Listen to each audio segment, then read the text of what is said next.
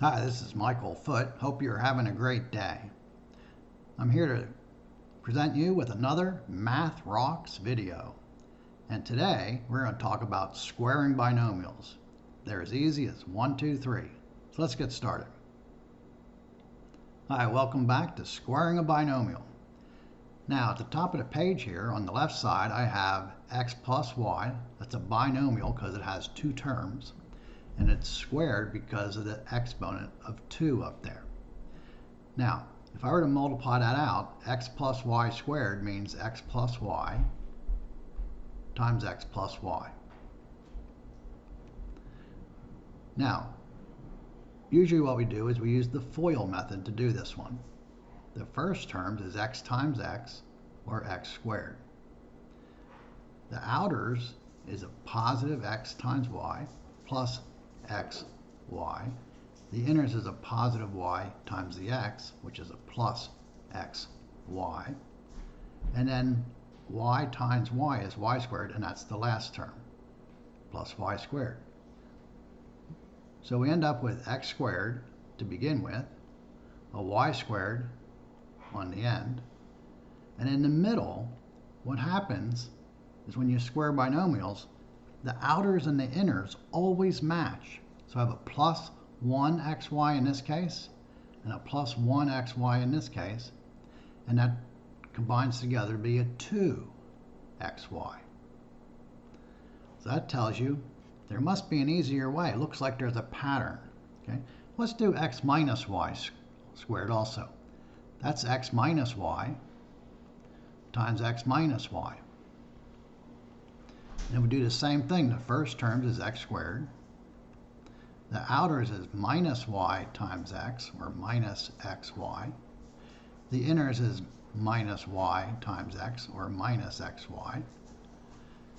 And the last terms is minus y times the minus y, or plus y squared. So again, the first term is x squared.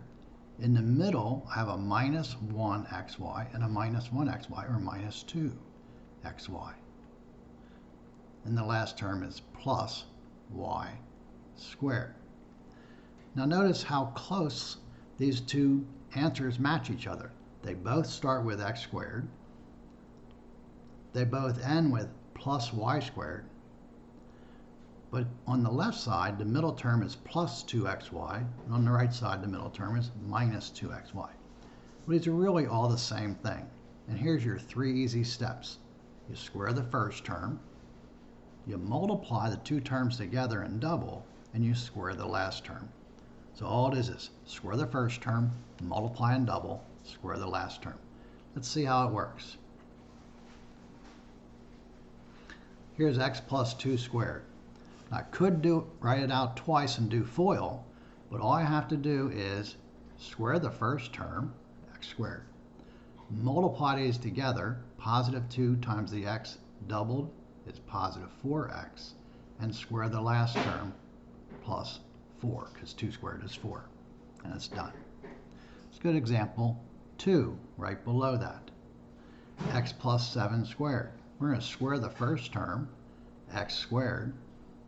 We're going to multiply these together. Positive 7 times the x is 7x, doubled is 14x. We're going to square the last term and get 49. It's easiest 1, 2, 3. Let's do the next one. I'm going to skip down to the next page here. X plus 11 squared. We're going to square the first term, x squared.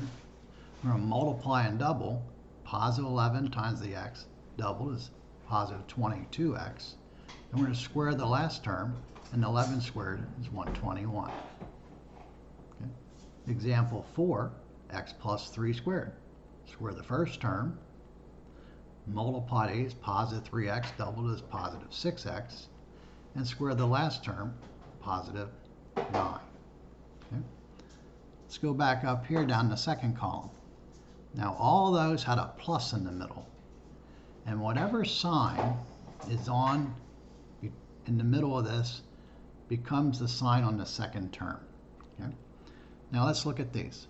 X minus 2 squared, we're going to square the first term, x squared. multiply negative 2x doubled is negative 4x.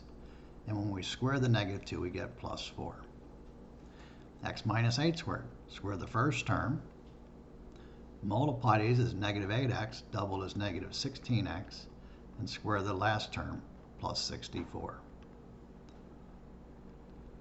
X minus 5 squared. We're going to square the first term. We're going to multiply and double. Negative 5x doubled is negative 10x. We're going to square the last term, plus 25. And finally, x minus 16 squared. We're going to square the first term. We're going to multiply. Negative 16x doubled is negative 32x.